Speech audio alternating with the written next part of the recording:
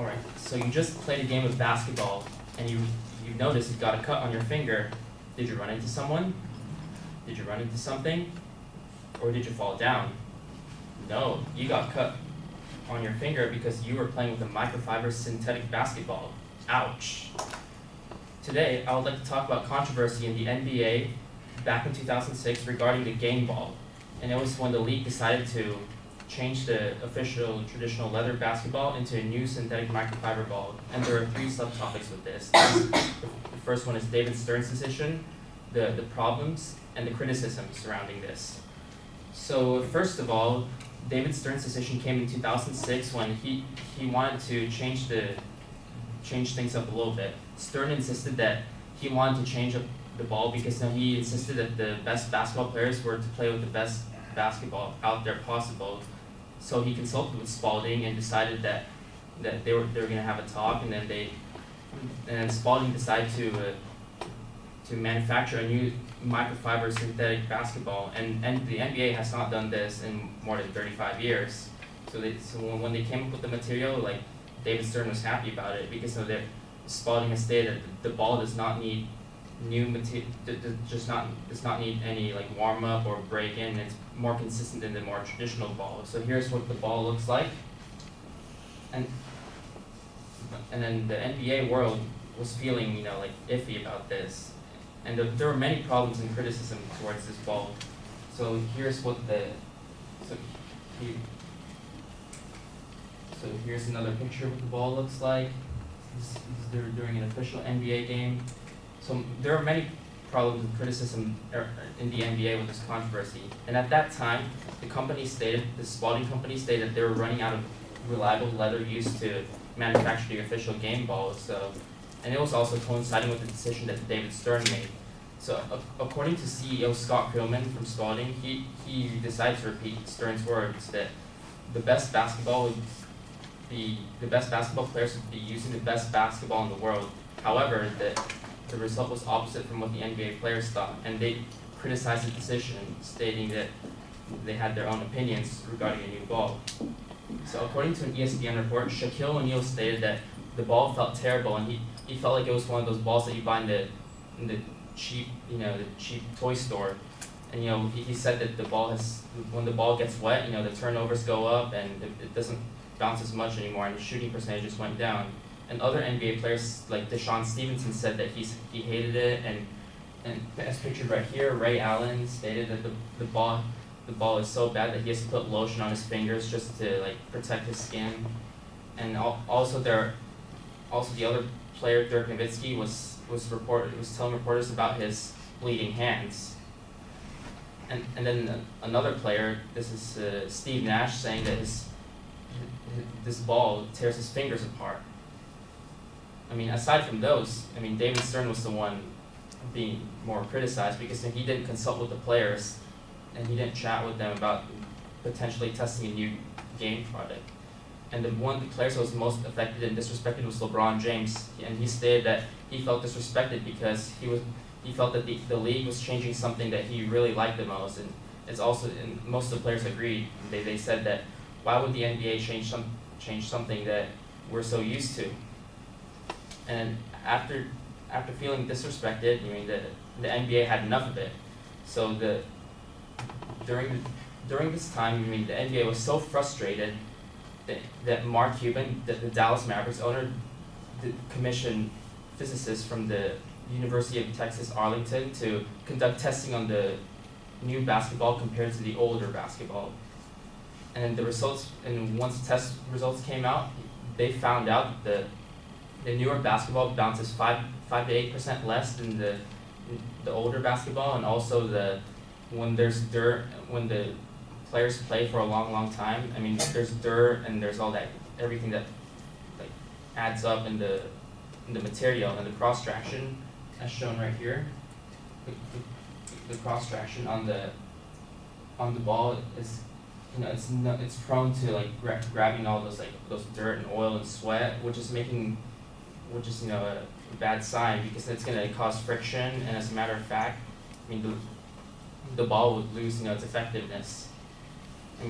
After those test results, this proved to the NBA that using this ball was not worth the issue, and then this league decided to revert to the old one, in which the players were accustomed to.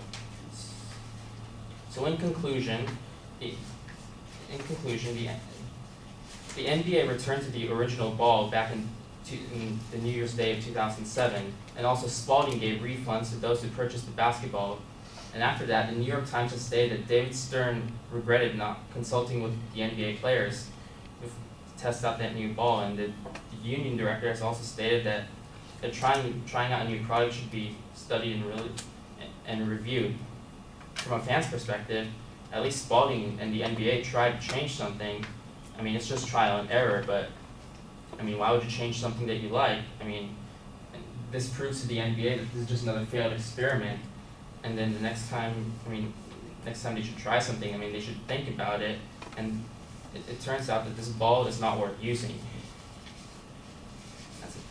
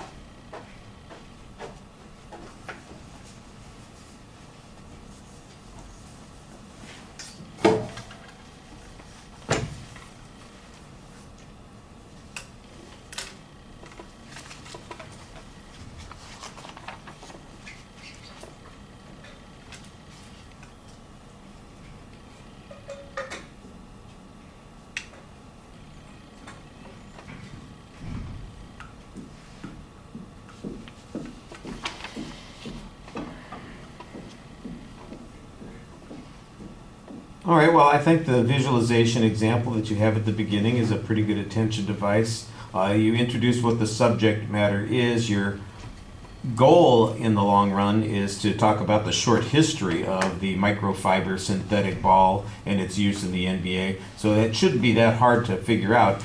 I didn't really see that that was set up as your objective. It turns out that that's exactly where you're headed.